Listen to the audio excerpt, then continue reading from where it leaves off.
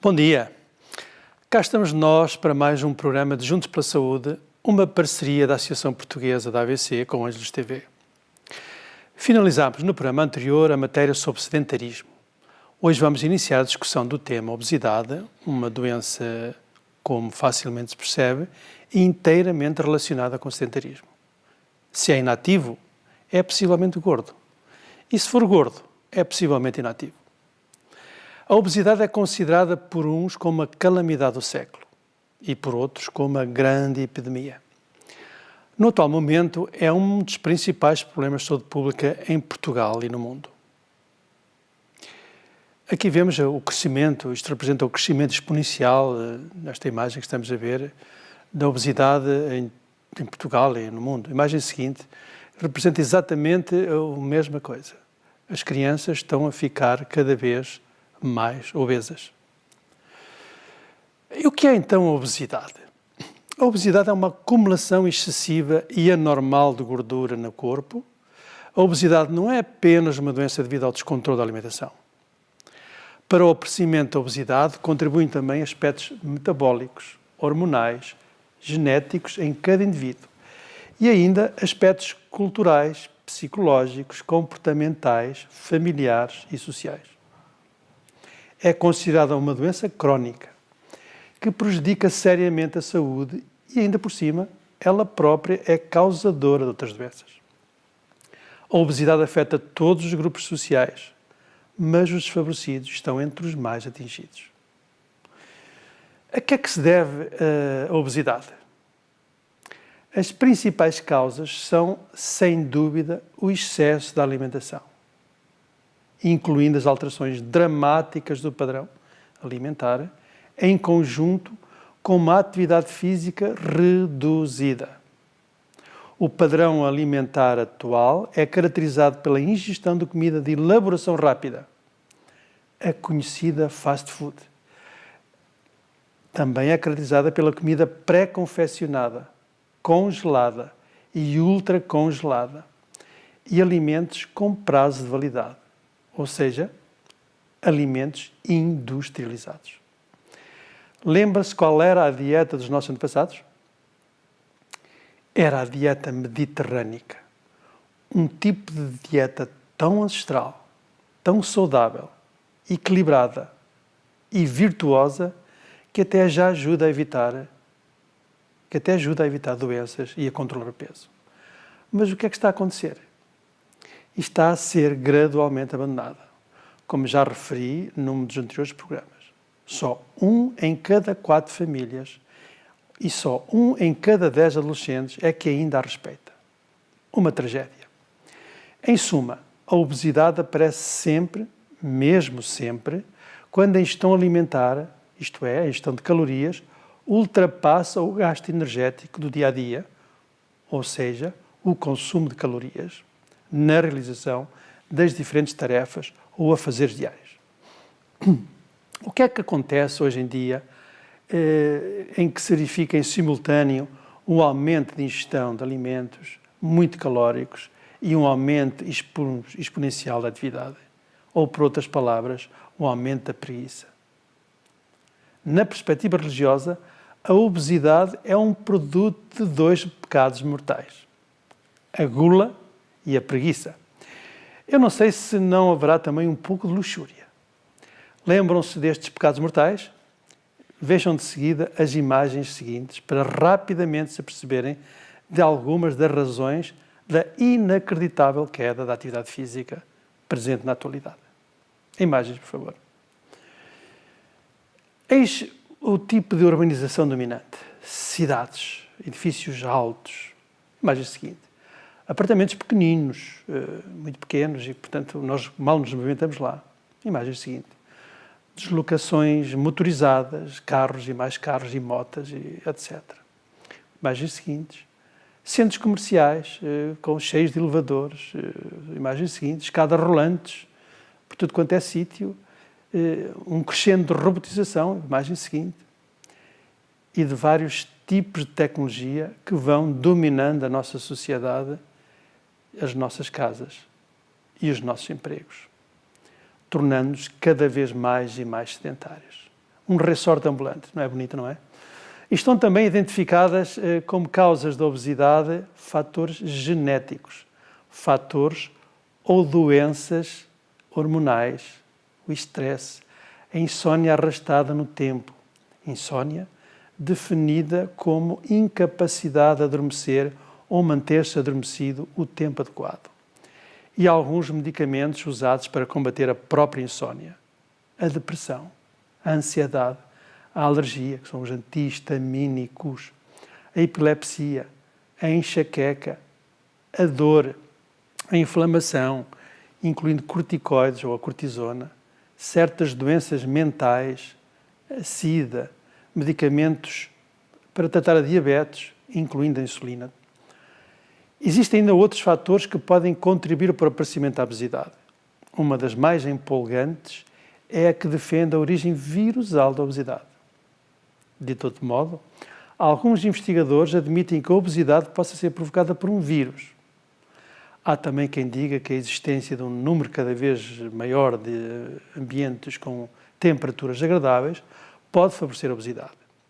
Na realidade, a existência crescente de ambientes com temperatura amena faz poupar energia aos seres humanos, já que a lógica diz-nos que um corpo tenderá a gastar menos energia se estiver em ambientes demasiado frios, se estiverem em ambientes demasiado frios ou demasiado quentes. Finalmente, há também quem relaciona a obesidade com todos aqueles que dormem poucas horas por dia, ao longo de anos e anos seguidos, embora não saibam explicar porquê exatamente. A verdade é que a obesidade e a privação crónica do sono, abundantemente constatada nos dias de hoje, caminham lado a lado. Qual é a prevalência da obesidade em Portugal? Como devem calcular, é enorme. E pior ainda, o seu crescimento está a ser exponencial. O número de obesos quadriplicou nos homens, crianças e adolescentes e triplicou nas mulheres nos últimos 40 anos. Mais de 50% da população portuguesa é obesa ou tem excesso de peso. 1 em cada 2 portugueses são obesos ou têm excesso de peso. Cerca de 15% da população, ou seja, cerca de 1,5 milhão de pessoas, são obesas em Portugal. Os restantes têm excesso de peso. A obesidade atinge todas as idades.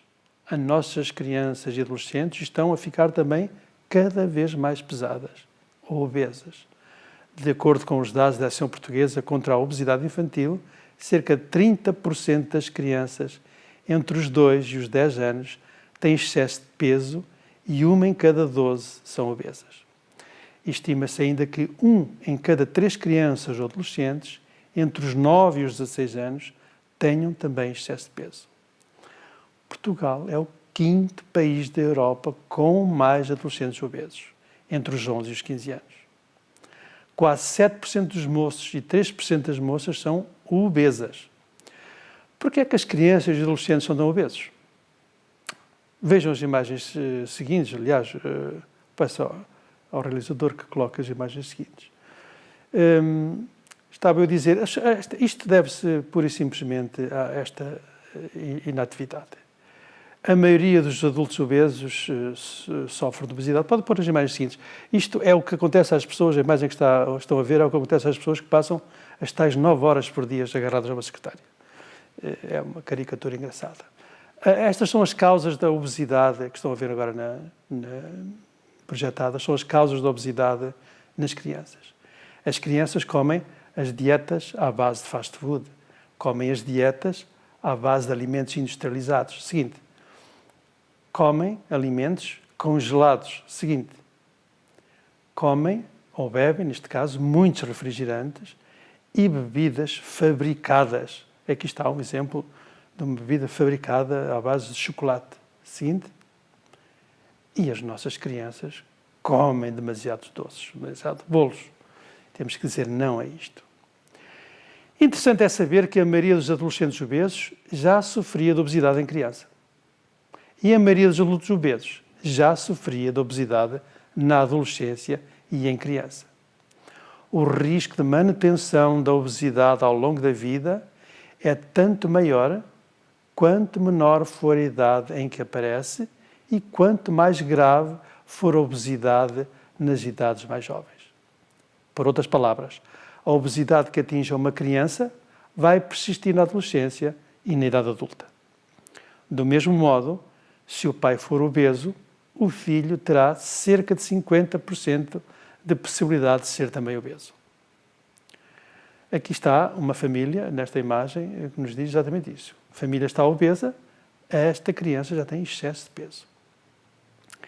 Aqui está um caso de outra família com obesidade, todos os irmãos são obesos, porque há erros dentro deste seio desta família. Seguinte. Peço ao realizador que fique com esta imagem um pouquinho mais, enquanto eu vou dizer o seguinte. É que realmente este advérbio de dizermos tal pai, tal filho, adequa-se lindamente a este caso da obesidade. E porquê é que isto acontece? Porque se deve aos sucessivos erros alimentares dos pais, ao sedentarismo que os pais, enfim, defendem e aos fatores genéticos, obviamente. Portanto, aqui estamos a ver esta imagem.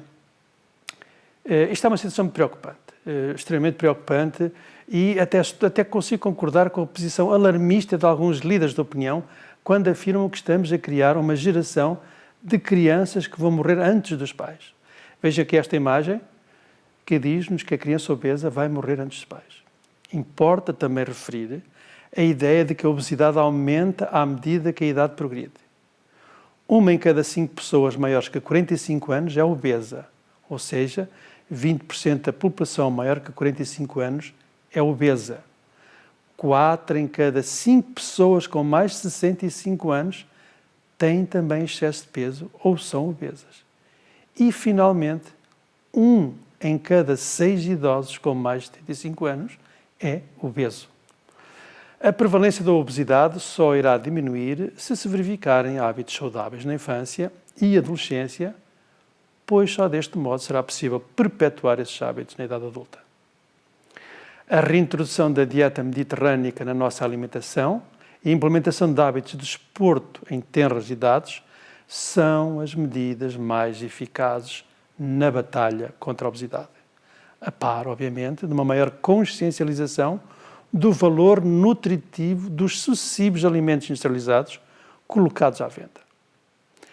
Habituem, pois, as crianças a comer vegetais, saladas, fruta, leguminosas, arroz, massa, pão, tudo integral, grelhados, cozidos, e acostumem as crianças a praticar desporto ou a fazer exercício físico. Se isso não acontecer, vão criar uma geração de crianças doentes, obesas, sedentárias, hipertensas, diabéticas, cheias de colesterol no sangue, com menos capacidade de aprendizagem, menor sucesso escolar, etc, etc, etc. Como se diagnostica a obesidade? A determinação do peso através do uso de uma balança calibrada é um dos métodos mais usuais, mas não é muito fidedigna, já que não entra em linha de conta com o tamanho ou a estatura de cada pessoa. Por essa razão, foi criada a equação do Índice de Massa Corporal, IMC, que calcula com maior fidelidade o peso mais adequado para cada pessoa. O IMC entra em consideração com a altura de cada indivíduo, isto é, com a sua estatura. Calcula-se dividindo o peso da pessoa pelo quadrado da sua altura. A imagem, por favor. É isto exatamente que vocês estão a ver. IMC, Índice de Massa Corporal, é uma divisão, é igual ao peso, no numerador, e à altura ao quadrado, no denominador. Mas não se preocupem em fazer contas. Podem determinar o vosso IMC recorrendo a um smartphone, a um tablet ou a um computador. A imagem seguinte, por favor. E ao determinarmos o IMC, vejam bem, rapidamente nos apercebemos, para além de percebermos que as pessoas são gordas ou não, diz-nos qual a gravidade da obesidade. Como sabem, há obesidade ligeira, há obesidade já de média gravidade e há aquela obesidade extrema, que nós médicos gostamos de chamar de mórbida. A obesidade mórbida é a obesidade mais grave que se conhece, que vocês veem ali, tudo à vossa direita. Por fim, antes de finalizar, a Associação Portuguesa da AVC gostaria de expandir a sua atividade a todo o território. Queremos, portanto, abrir mais delegações. Para que isso seja possível, são necessários, no mínimo, 2 médicos, 3 enfermeiros, um psicólogo, um nutricionista e um fisioterapeuta. Se é médico, analista, enfermeiro, farmacêutico, nutricionista, psicólogo, fisioterapeuta ou terapeuta da fala, junte-se a nós. As pessoas não relacionadas com a área da saúde são também muito bem-vindas. Se está interessado em prevenir, apoiar as vítimas da AVC, sensibilizar a população no reconhecimento dos sinais precoces da AVC, fazer educação para a saúde ou efetuar investigação social e clínica, este é o voluntariado certo. Não hesite, contacte a Associação Portuguesa da AVC. Conto convosco. Bom, por hoje é tudo. Espero que tenham gostado do programa e espero continuar com todos vós na próxima semana. Estamos em sua casa, estamos no seu coração. Somos Ângelos TV, a televisão católica portuguesa.